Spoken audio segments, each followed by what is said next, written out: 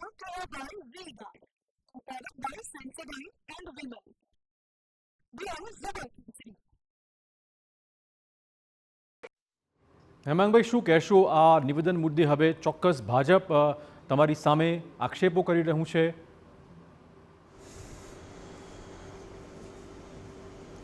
સૌથી પહેલી વાત કરું, હું મારો જવાબ આપના પ્રશ્નનો બે ભાગમાં આપીશ. કેસરિયાથી મન જોગી થયું રે, દિલ ઝૂમે જુઓ મત મસ્ત થયું રે. કેસરિયાથી મન જોગી થયું રે. હર પળ મનાવો કેસરી તહેવાર. વિમલ, બોલો જુબાન કેસરી. પેલું નેતાઓનો વાણી વિલાસ. જી, એક થોડા વર્ષોથી આપણે જોઈ રહ્યા છીએ કે રાજકીય ગરિમા, રાજકીય ભાષણોનું એક સ્તર એકદમ નીચું જતું જાય છે. જે મનમાં આવે એ બોલવું, જેવી રીતે બોલવું, જેમ ફાવે એમ બોલવું, આ બધી વાતો ખૂબ કોમન થવા માંડી છે.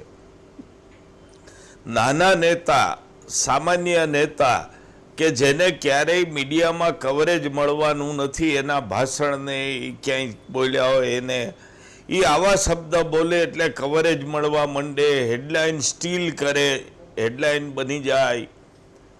એટલે નેતાઓએ આ પદ્ધતિ શરૂ કરી છે બોલવાની. વિવાદ ઊભો થાય, એની ઉપર ચર્ચા ચાલે. એટલે એમાંના જ એક નેતા જેને રાજ્યગુરુ છે, માટે એવું કહેશો તમે? 1 મિનિટનો સમય નહીં, હું મારી વાત તો પૂરી કરવા દો.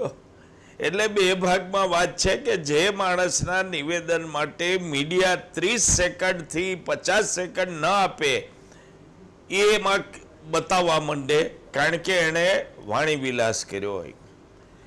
ઘણીવાર સભાનું દબાણ, લોકોની હાજરીને લીધે નર્વસનેસ, એને લીધે પણ બોલાઈ જતું હોય છે.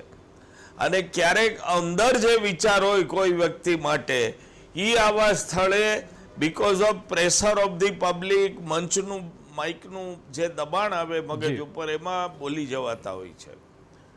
જે ગાંધીજીને લુચ્ચા કહેવાની બાબત આપે સંભળાવી મને, કોઈ સંજોગોમાં હું એ વાત સાથે સંમત નથી. એ એમનો અંગત વ્યૂ હોઈ શકે અથવા સ્લીપ ઓફ ટંગ હોઈ શકે, પણ ગાંધીજીને લુચ્ચા કહેવાની વાતમાં કોંગ્રેસ કે હું ક્યારેય સંમત થશું નહીં.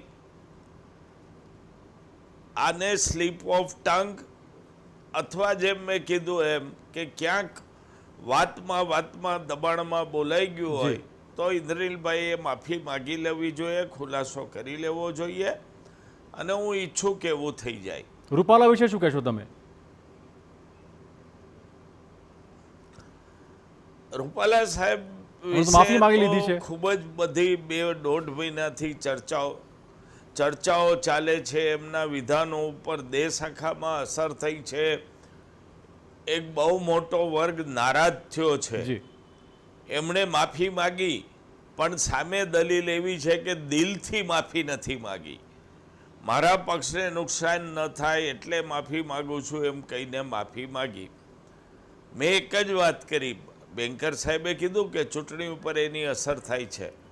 હું બહુ સ્પષ્ટપણે એવું માનું છું કે આવા વિધાનો, આવા વાક્યો, કોઈ વિશે નીચું ઘસાતું બોલવું, એની ઘણી નેગેટિવ ઇમ્પેક્ટ ચૂંટણી ઉપર આવે છે. Negative impact. સમાજનો જે વર્ગ હજી જાહેર જીવનમાં એક સિસ્ટમમાં માને છે, એકબીજા પ્રત્યેના આદરમાં માને છે, એક મર્યાદામાં માને છે, એક ગરિમામાં માને છે, એ લોકો આવા નેતાઓને પછી પસંદ કરતા નથી. અને એવો વર્ગ આખો વિરુદ્ધમાં જઈને મતદાન કરતો હોય છે. એટલે બેન્કર સાહેબની જે વાત છે કે આ અસર કરે છે, એ હું વધારે સ્પષ્ટતાપૂર્વક કહું કે આ પોઝિટિવ અસર ક્યારેય આવા વિધાનો લાવતા નથી. નેગેટિવ ઇમ્પેક્ટ જ આવે છે, જે આજ રૂપાલા સાહેબ ભોગવી રહ્યા છે. પણ અશ્વિનભાઈ, આ કેવું કે પોતાના નેતા કરે તો કદાચ ચલાવી લેવાય, અથવા તો ઉન્માદમાં આવીને બોલી ગયા છે એવું કહેવાય, અને સામેના નેતા કરે તો એની પાસે માફી મંગાવવાની હોય, પગલાં લેવાની વાત થતી હોય. નેતા જ છે, શબ્દો શબ્દો જ છે અને મંચ જ છે. મંચની ગરિમા જળવાવી જ જોઈએ, કોઈ પણ પક્ષ હોય. Recreated by Vega. Prepared by Sensodyne and Vimal. The Zubak Institute.